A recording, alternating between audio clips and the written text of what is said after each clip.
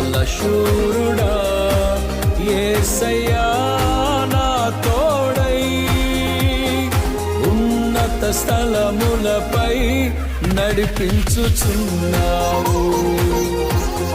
నీవే నా సంతోషగానము, రక్షణ శృంగము, మహాశైలము.